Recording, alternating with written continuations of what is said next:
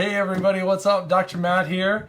I'm excited tonight to talk to parents, especially on this title, if your kids are going 100 miles an hour plus, right? If they're redlining in their body and their nervous system, they're moving around a ton. I want to talk to you tonight about that because I have 4 boys at home, and to be honest, my house is a never-ending racetrack, just like here at PwC at times. But my kids eventually slow down and really kind of find their groove. But I talk to so many parents every day that just can't, that their kiddo goes 100 miles an hour all day, can't slow down for everything. When they have to slow down or have to change it up, it's a meltdown or it's a behavior struggle or it's a fight. And that's what I want to help you with tonight, to really talk through, to help you see that it's probably not what you're doing parenting wise that there's anything wrong with. You're doing all the right things, but if your kiddo still won't slow down, it shows that there's not enough brake pedal to that gas pedal. So let me explain, and that's why I've got this cool board up here that I definitely did not draw because it's way too good of a drawing, but I got some help with it.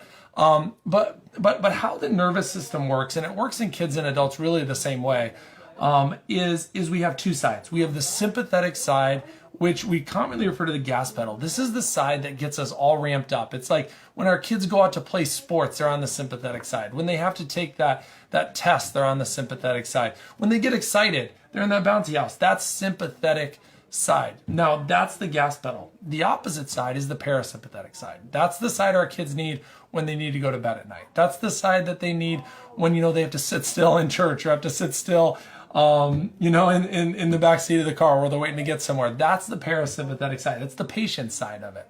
And we call it the brake pedal because it's designed to slow our body down. And these are supposed to have such a good balance. Well, if you notice on this picture, the reason why the sympathetic side has so many rocks, yet it's still balanced, is because, let's be honest, there's so much sympathetic stress in our world today that our kids are exposed to. They always want to be going. They always want to be moving. They always want to be active.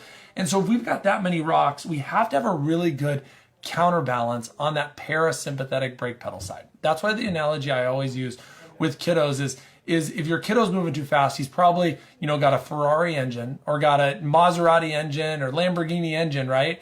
But he doesn't have the Lamborghini or the Maserati brakes. He's probably got bicycle brakes. So he doesn't have enough counterbalance to really slow that parasympathetic side down.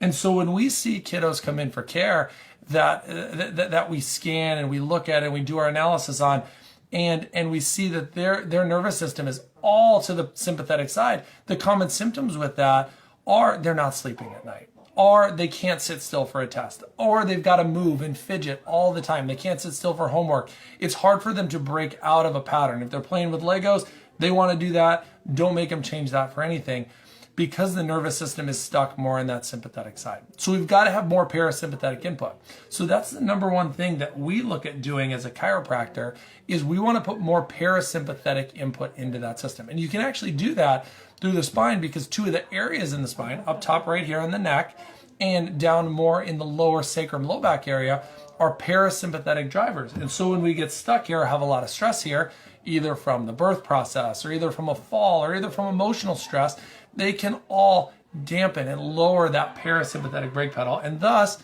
we have kids running around that are all stacked on the sympathetic gas pedal side and they can't slow down. We're seeing kids right now just like that. And to be honest, my 8-year-old is like that a lot. And I have to check him a lot to make sure this doesn't get out of balance, or he will sprint around my house and run circles around my wife and I. And so this analogy, I think, will help you to really kind of put that into perspective for kids, especially those kids that are great kids. They're kids where you're like, oh my goodness, why won't you slow down? I know you want to. You apologize after the fact, right? And we know there's something going on deep in their central nervous system, in their CNS, in that nervous system that's causing them to go more sympathetic. So if that's you, I'd love to connect with you. I'd love to, send us a message here at PwC.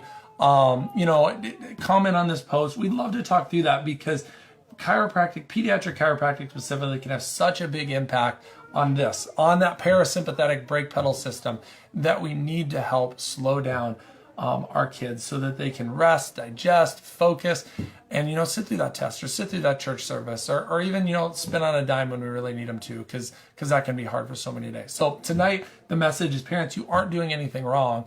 It's just their nervous system's stuck on one side, and we've got to get it unstuck. to be able to help them. So if you have any questions, comment below.